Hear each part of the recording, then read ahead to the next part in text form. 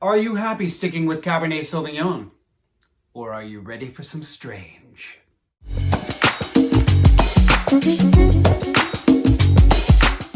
Cabernet Sauvignon gets more traction than any other grape on this planet. It's bold, flavorful, structured, and it can age for years.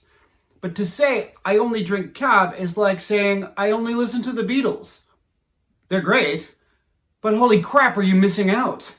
Hi, I'm Tommy with the Pocket Wine School, where we learn about wine without all the goofy wine speak, and right now we're talking about the 5 grapes that Cabernet Sauvignon lovers should try next. Play me out, Jimmy! That's right, I don't have a house band. Nero d'Avola hails from Sicily, the land that gave us thick crust pizza, the mafia, and Sofia from the Golden Girls. This is Sicily's most widely planted red grape. It's a late ripener and requires a lot of warmth to truly thrive. But once it gets sufficiently ripe, the deep black fruit flavors come out in full force. Blackberry and plum, tinged with just a little chocolate. It's also got high levels of tannins, those black tea-like phenolic compounds that really dry out your mouth. These allow the wines to age very well, also like Sofia from the Golden Girls. Nero d'Avola shouldn't be too difficult to find, especially if you live in Sicily. But for those of you who don't, I've got links down in the description below to affordable wines, ones that I like. But as with all of these wines, don't get too hung up on the brand. Just focus on the grape and the region where it thrives. Just think about trying barbecue for the first time. You're not likely to start off with the barbecues of Denver, Colorado. Monastrell hails from Valencia, Spain, the land of oranges. Although it made its way to France around the same time that Shakespeare wrote that famous love story about the two 13-year-olds who sneak out, get married, and then commit suicide in a way that really brings the community together. What was I talking about? Monastrell, right. This is another grape that loves heat. It takes a long time to bud, and even more time and warmth to fully ripen, which is why there are so very few Monastrell bottles coming out of Alaska. Spanish Monastrell can be a big blackberry explosion with lots of alcohol and tannins. But it plays a giant role in the wines of southern France as well, especially the Rhone wines of Châteauneuf-du-Pape and Côtes-du-Rhône. It's important to note that in France, Monastrell is called Mourvèdre, just like how I would be called Tomard, which I can't pull that off. However, the big French Monastrell wines for Cab lovers to try are from Bandol, a sub-region of Provence. These are big reds that get very meaty as they age.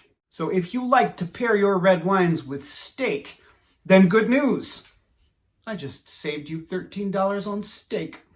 Now go buy yourself something pretty. There's a link to both Spanish Monastrell and French Mourvèdre in the description down below. Try them both, just not at the same time in the same glass. Portugal is a treasure trove of delicious grapes that seem to get lost in the shuffle, and Touriga Nacional is the king of them all. If you've had port before, you've likely had Touriga Nacional, which plays a prominent role in its base wine. But whatever your feelings are about sweet, brandy-laced port, the dry red wines made from Touriga Nacional are their own thing.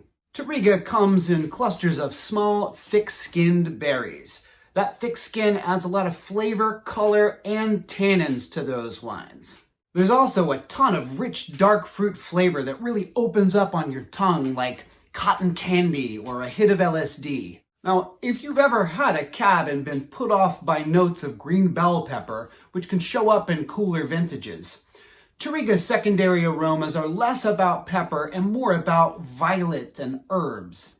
Also, like Cab Sauv, Touriga Nacional really likes oak. Like, really likes it. Like, writes Touriga plus oak forever in its secret diary every night. Now, if the concept of oak in wine confuses you, as it does many people, I'll have another video in the series devoted just to that. But with Touriga, oak can add subtle baking spices to the wine, as well as allowing just enough oxidation to really develop those fruit flavors.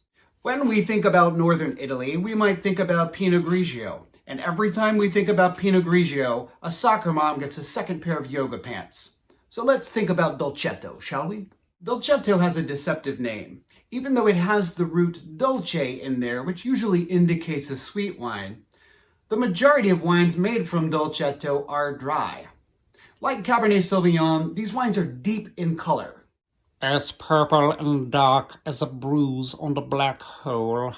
Its tannins are every bit as high as a Cabernet's, but the acids are much lower. For a long time, this led to wines that were unpredictable. Winemaking is about balance, after all. Thankfully, modern winemaking techniques like cold maceration and short fermentation can bring out those fruit flavors without overdosing on tannins. And is there anything more tragic than overdosing on tannins? Rest in peace, Kenny G. What do you mean he's still alive? Legend has it that the Italian Aglianico grape is actually an ancient Greek grape that takes its name from the word Hellenic. Legend also has that a horseman with no head once threw a flaming pumpkin at a school teacher.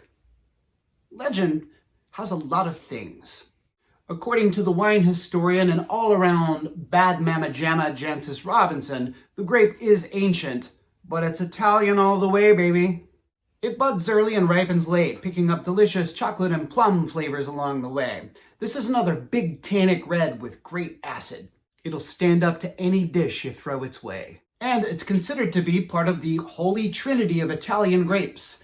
Nebbiolo in the north, Sangiovese in the center, and Aglianico in the south.